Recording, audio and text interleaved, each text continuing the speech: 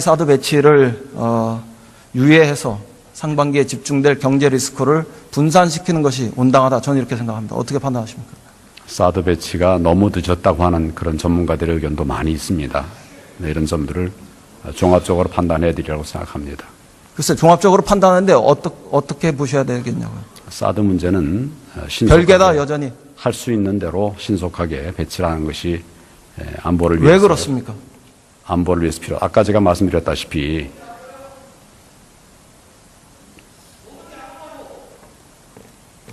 지금 우리 국민의 안전, 국가 안위를 지키는 것보다 더 중요한 문제가 어디 있겠습니까? 지금 이 문제에 관해서는 아니 그렇게 극단적인 대비를 하지 마시고요. 안보도 살리고 경제도 살리는 해법으로 가기 위해서 지금 한 발 한 발 가고 있는 겁니다. 예, 그렇게 하기 위해서 그런 노력을 하고 있다는 점을 말씀을 드렸는데 지금 우리 안보 문제는 과거에 없던 작년 이전에 없던 일이라는 말씀입니다. 금년에 핵 도발이 정말 빈번해지고 고도화되고 되고 있기 때문에 이 부분에 관해서는 특단의 대처가 필요하다. 그건 이미 하고 있잖아요. 어떤 부분을 말씀하십니까? 북핵 위기에 대처하는 군사 안보적인 대처는 지금 하고 있잖아요. 그리고 사드 배치도 결정했고 그 시간을 조금 더 유예해서 경제적 위기가 상반기에 집중되고 있으니까 분산시키자. 그 리스크 해치를 하자. 이것에 대해서 신속하게 해야 된다고 그렇게 말씀하고 계시는 거예요. 그래서 중국발 경제 위기를 빨리 끌어오자 이런 말씀이세요? 전혀 그렇지 않습니다. 그럼 다시 말씀해 보시죠. 제가 지금 조금 말씀을 드렸었습니다. 그 과제들을 같이 병행해 나가되 그러나 지금 이 부분에 관해서는 지금 막지 않아서는 안 된다. 저는 그렇게 판단합니다. 핵 도발이라고 하는 것이 지금 동해 앞바다로 지나가고 있지 않습니까? 물론 이렇게 말씀하시면 또 극단적이라고 말씀하시겠지만 거기서 각도를 조금만 바꾸면 어떻게 되겠습니까? 이런 상황이 될 때를 이건 안 올 거다. 그거는 정말 너무 안이한 판단 아니겠습니까? 할 수 있는 대비는 해야 되지 않겠습니까? 그 문제 때문에 정부의 정책 판단이 어려운 겁니다. 그거는 고집이죠. 중국발 경제 충격은 우리 경제 위기의 도미노 현상을 유발할 수 있습니다. 경제도 안 보입니다.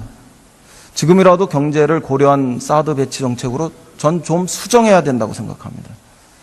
즉 사드 배치를 그 기간을 조금 더 연기해야 된다고 생각합니다. 유예해야 한다고 생각합니다.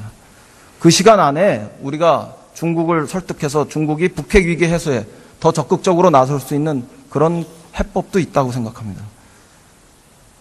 한중 간의 갈등을 그걸 통해서 해소하고 중국발 경제 위기의 그런 그 위험 요인을 제거해야 하는 것이 지혜로운 길이다. 저는 그렇게 생각합니다. 어떻게 보십니까? 제가 중국에 가서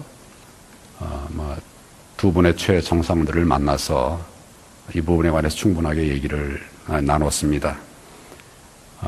시간을 늦춰서 금년에 내년에 할 거를 2년 뒤에 하겠다, 3년 뒤에 하겠다라고 해서 중국의 입장이 바뀔 상황이 아닙니다. 그건 의원님도 잘 아시지 않습니까? 그렇기 때문에 그 어려운 문제들을 결국 같이 해결해 나가기 위한 노력을 하되 우리의 국가 안위를 지키기 위한 국민의 생명을 지키기 위한 조치들은 우리가 할 수 있는 것은 하면서 대처를 해 나가야 되지 않느냐. 혹시 총리의 마음속에 중국의 압력에 굴복한다는 이런 불안감이 있으신 거 아닙니까? 전혀 그런 건 아닙니다.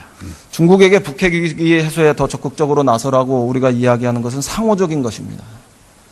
그리고 우리가 사드 배치로 인해서 미중 양강의 틈에 끼어드는 것이 아니라 오히려 중국이 북핵을 평화적 협상으로 해결하려는 이런 한국의 능동적 전략에 들어오도록 이렇게 하는 우리의 주체적인 그 해법, 이것이 실천되는 과정입니다. 이거는 중국의 압력에 굴복하는 것이 아니다, 이런 생각을 하셔야 합니다.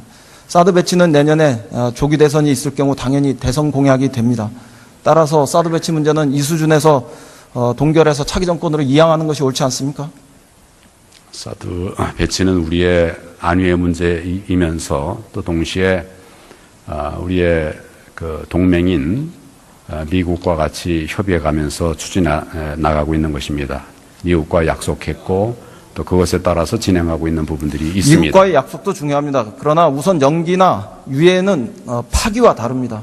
킬체인과 KAMD를 조기에 구축하면서 미국의 군사 경제적 이해를 충족시킨다면 트럼프의 실익 추구와도 저는 상응할 수 있다, 이렇게 생각합니다.